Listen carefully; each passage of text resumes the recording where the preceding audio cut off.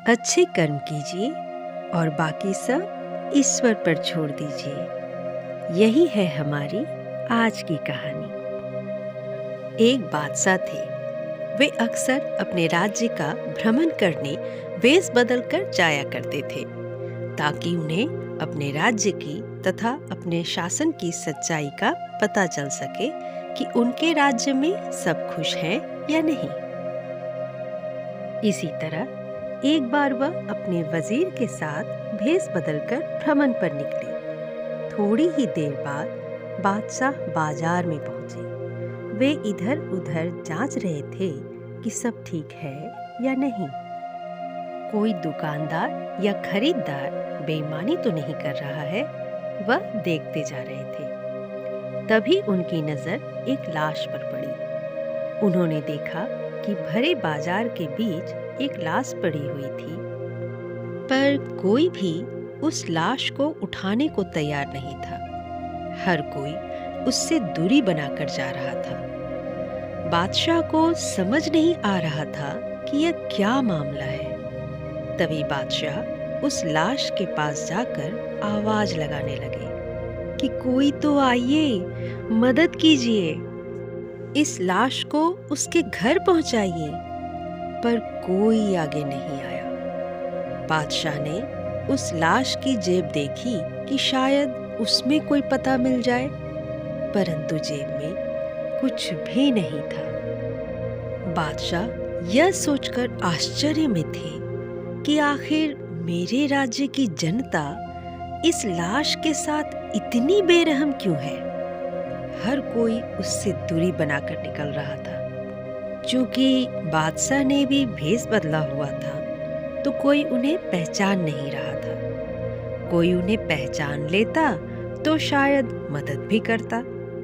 बहुत सोच समझकर और सोचने के बाद बादशाह ने अपने वजीर से कहा कि तुम यहीं रुको। मैं कुछ दुकानदारों से पता करके आता हूँ कि आखिर यह कौन है और कोई इसकी मदद क्यों नहीं कर रहा है।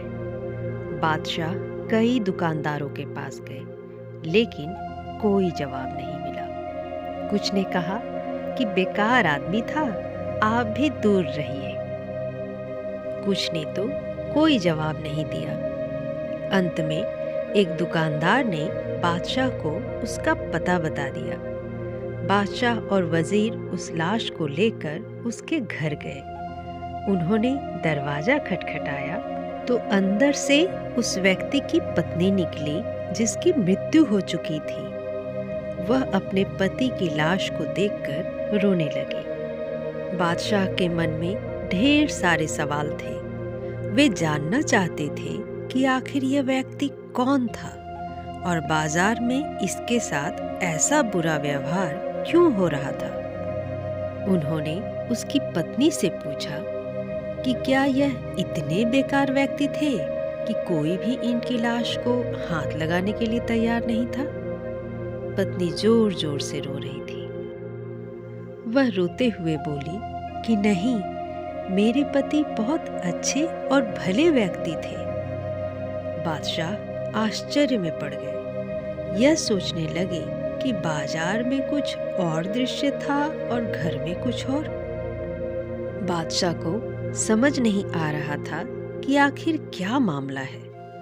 तब उन्होंने उसकी पत्नी से पूछा कि ऐसा क्या अच्छा काम किया था तुम्हारे पति ने जो इतनी तारीफ कर रही हो।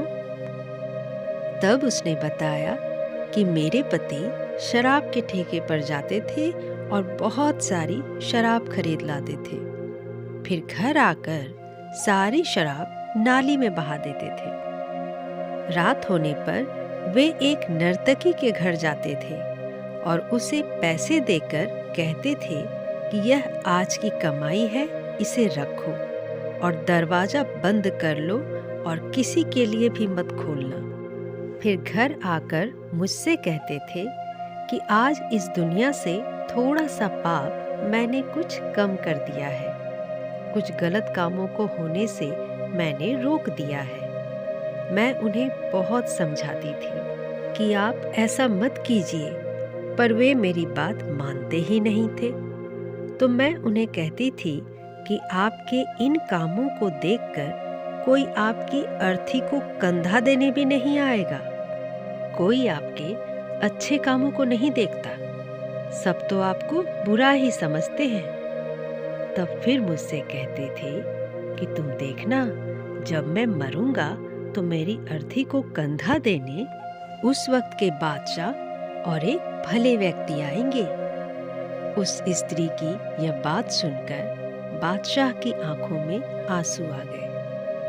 बादशाह बोले कि मैं ही बादशाह हूँ और आप चिंता मत करिए, इनका अंतिम संस्कार शाही अंदाज में होगा। ऐसा कहकर बादशाह ने सचमुच उस व्यक्ति का अंतिम संस्कार शाही अंदाज में करवाया। ये कहानी हमें यह सिखाती है कि हमारे अच्छे कर्म हमेशा हमारे साथ रहते हैं। यदि हम सही हैं तो कोई हमारे बारे में कुछ भी सोचे, ईश्वर हमेशा हमारे साथ अच्छा ही करते हैं।